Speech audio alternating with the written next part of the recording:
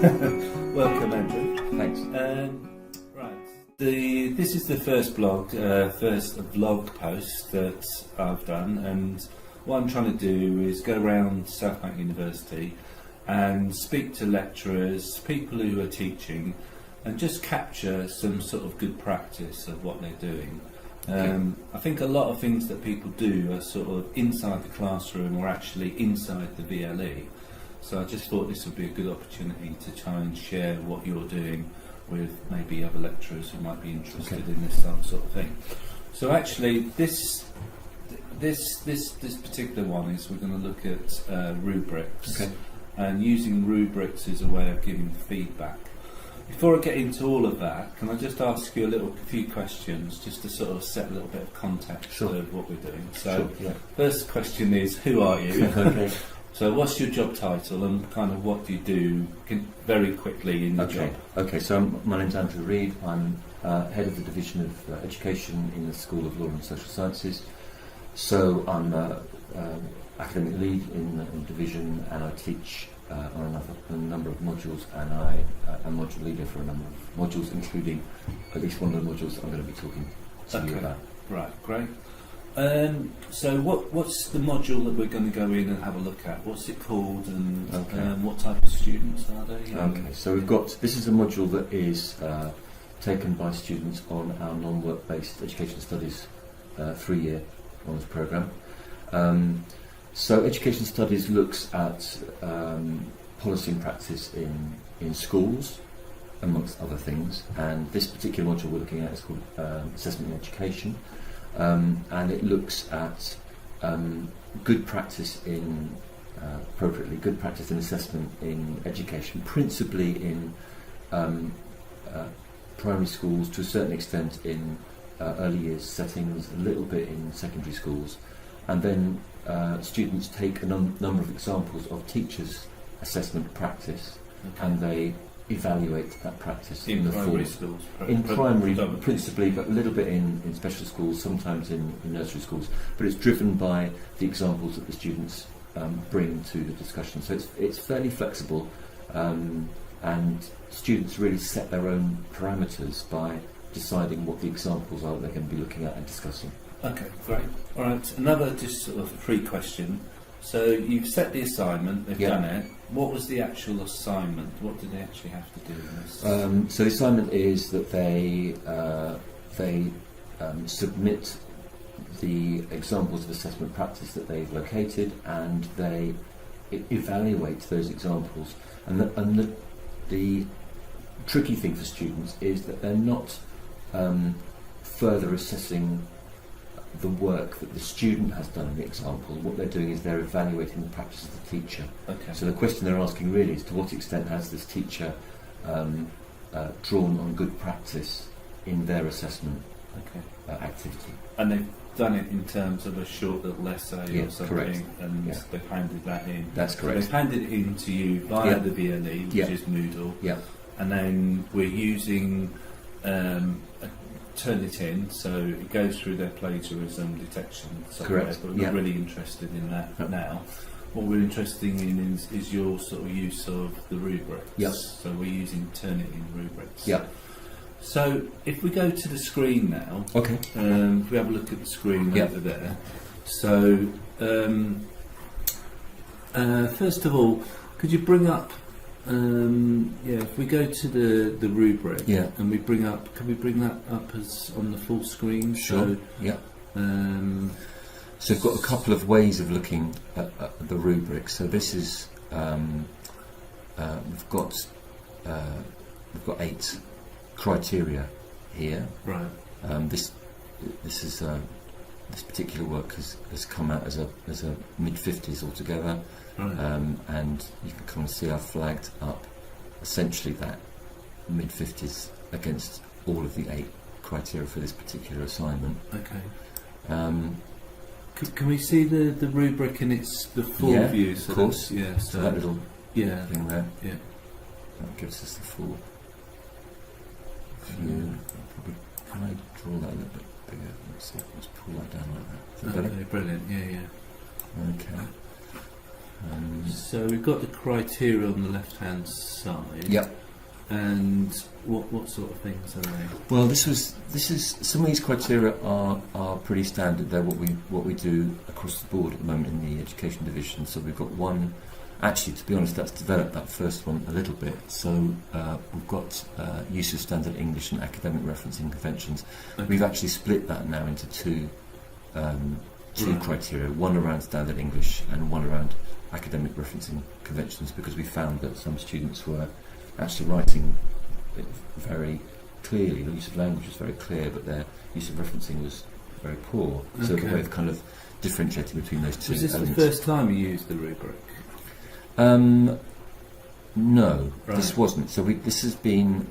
So I'd actually developed a rubric around this module a year before, and now this year we've changed the rubric Okay. to do that thing. Right. So it's kind of been through a number of iterations. Yeah.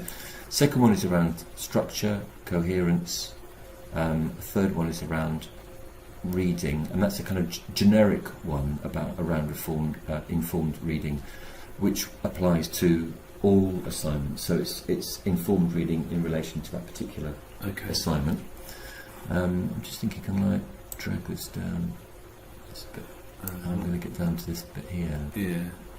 Any thoughts? I think it's just because of the screen not being able to see it.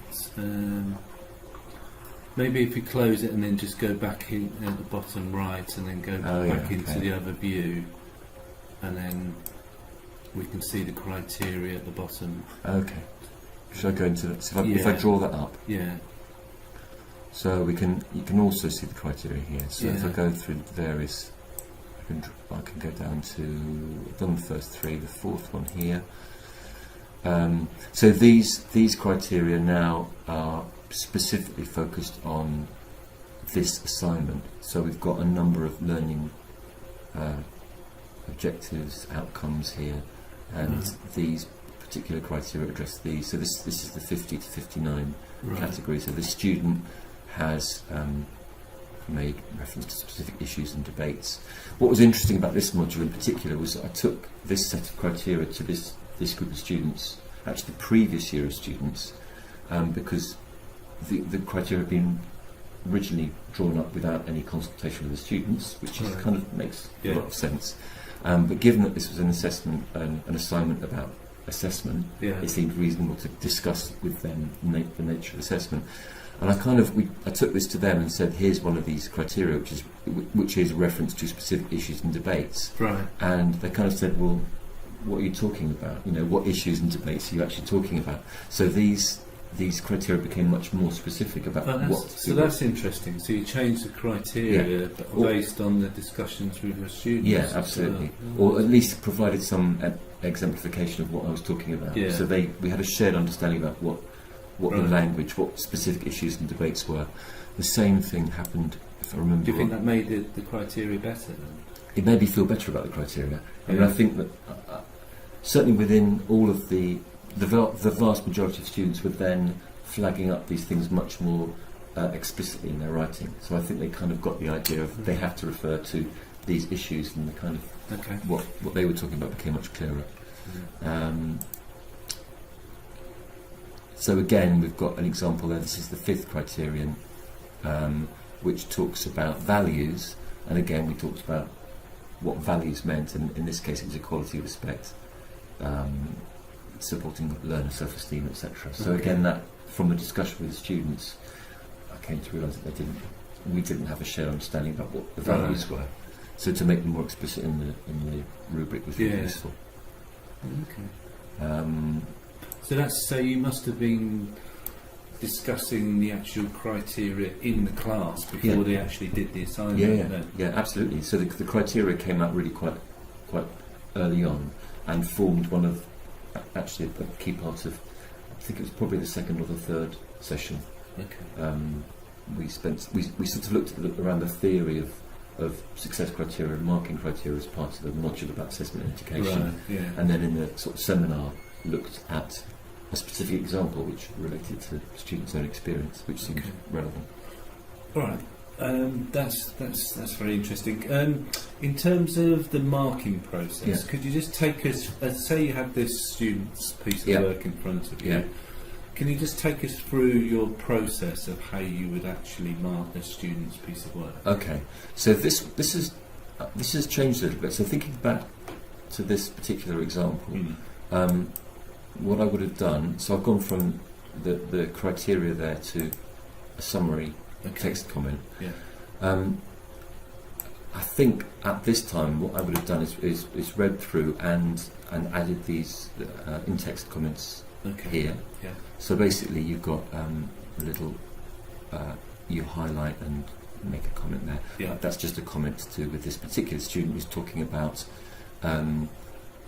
teachers in different subjects, but they're talking about the primary context, which is unlikely that that's going to happen in a primary context. So this is kind of just a matter of re-pointing the student in the right direction.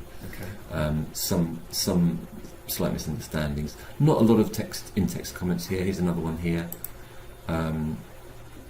That's a kind of a bit of precision about referencing. Okay. There, the source is clear. It's slightly unconventional, the referencing there, but it's relatively clear.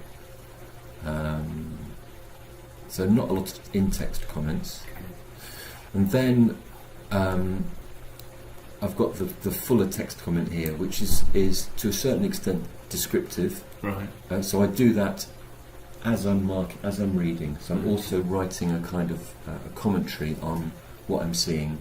That addresses the different sections of the report. So all students started off with a pen portrait, and I talked about this. Comments on the examples, what the students recognised, and then a comment around referencing. It was a particular thing at this point in the year. This is the beginning of the third year, and I think at this time, this would have been early academic year 17-18, I was particularly perturbed that the students in the third year hadn't got their head around referencing. Okay. So there's a bit of perhaps a greater focus on referencing than I would have had later on. Right.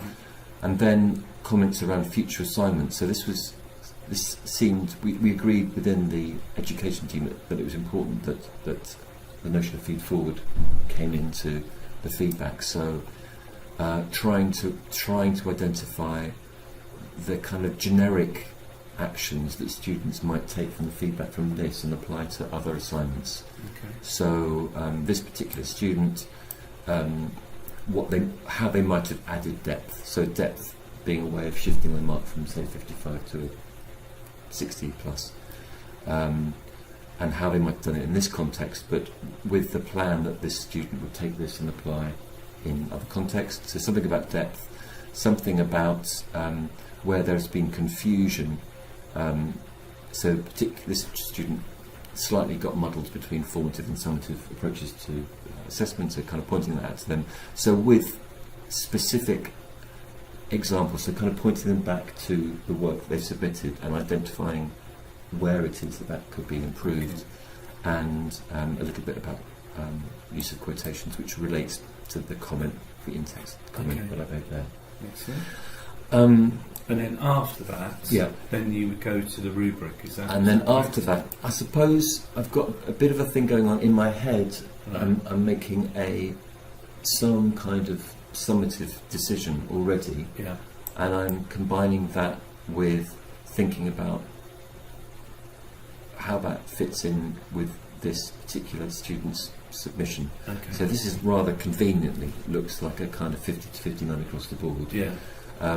And I guess as I was reading through, I was already making some decisions about where it might fit in. But then, having got to this point, I'd have looked at these to make sure that these are, broadly in line with what my thinking here. So, criterion 4 talks about developing awareness, some of the current issues and debates in the field, but at the level they've engaged with it, sound reference to values. This student makes reference to some of these kind of ideas, equality or respect or self-esteem, and there's clear links between assessment and the process of assessment and how the teacher might impact upon these aspects of the learner being the learner in this particular examples, Okay, so that's a qualitative rubric then, isn't it? So at the Yeah. end of this, Yeah. that rubric doesn't add up the marks No. for you, No. and then based on that sort of judgment that you've made in the rubric, you would put a final grade up at the Correct. top, which in this case is 55. 55. So based on Yeah. the idea that this student is hitting the 50 to 59 across the board, Yeah. I've made a decision that's 55 overall. Okay. And we have an agreement that we're looking at zeros and fives. Okay. Zeros and fives. And that's something that we kind of keep coming back to, whether we Yeah. need to have a 0, maybe a 3 and a 7, divide that a little bit more to Right. indicate kind of lower. But at that point, we were looking at zeros and fives. Right, and then the other thing you alluded to was the fact that you have changed it based on what the students, and I think you said, have you got plans to actually, that was what we're looking at is last academic year. Yeah. And then again you've changed it again Yeah. for this academic year as well. Yeah, so towards the end of, so really from the second semester this year, we've kind of come back to criteria again, and certainly, so in January we talked about shifting our practice here, because in a sense the criteria represents a positive comment on what the student's done. All of the criteria are expressed in positive terms. I suppose with the exception of the where you're saying something is poor, so where you're saying that, let's just see what we say here, in a sort of 0 to 29, or the, let's say, little or little evidence of something. Right. Generally the pass criteria suggests something that is broadly positive. Right. You know, sufficient, satisfactory, good, sound, excellent, etc. So we've kind of working on the basis that the rubric does that job for us. That provides the positive feedback for the student. So if we use the rubric for that, that gives us more time to provide more precision in feed forward, so that this That summary, general yeah, feedback, yeah, the yeah. summary, is all about what to do in your future assignments based Okay. on our conclusions about this piece of work. Brilliant. And I think that makes a lot of sense, and it cuts down the marking time, to be Okay. honest. Right, well that's good. Yeah. A plus as well. Yeah. All right, good. So we've gone through your rationale for it. We've gone through the process of you sort of marking and the use of rubrics. Yeah. What sort of, have you had any feedback from the students? Yeah, I mean, Good or bad? yeah. I mean, I think the students. I mean, for this particular module, the feedback was very positive across the board. I think the exercise of discussing feedback, I mean, it's not something I do in all modules. We do discuss the rubric in all modules, but at this level, that's not common to all modules, in the sense of kind of having some kind of redrafting or recalibration of the rubric. Yeah. That's unusual, and it kind of fitted in particularly well with this module. I think that probably would be good practice to Okay. actually take the rubric and kind of pick it apart with students, and maybe when necessary add some greater detail to make sure that everybody's on the same page. You know, Yeah. the marker, the student, the tutor are all talking about the same things. I think that would be really good practice. Yeah. Feedback from the students was very good. I think what we've come back to around the NSS at the moment is you know, NSS talks about feedback from students and the quality of feedback from tutors and from markers, and I suppose we think that our feedback is pretty good, and on this kind of basis, and that's not always recognised by students.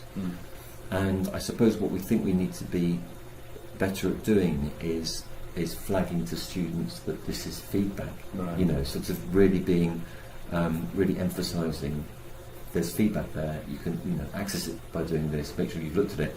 And what's really useful is that when you look at the list of assignments on Turnitin, there's a little blob beside the student. And if the blob is by the student, you know the student hasn't read the feedback. Oh, right. Yeah. And when it's got a little kind of profile and a tick, you know they have. And it's been really interesting looking at sort of year three students this year, 50% of them haven't looked at the feedback from this assignment, which Right. was sorted out in January. And Yeah, I've yeah. kind of been gently nudging them. Have you to followed have a up? look at it. Yeah. Have you actually said to them, well, actually, you haven't looked at the feedback? I have said that Yeah. to them and kind of encouraging them because it's in their best interest to look Yeah. at feedback because it's feed forward Yeah. and it will have an impact on their grades. So a little bit more work around students recognising what feedback and assessment looks like and doing something with it. I think is the next step. Okay, that's a nice point to finish on. All right, thanks, Andrew, for taking time Great. out to My pleasure. take you through it. And that's it. So. Stop. Mm.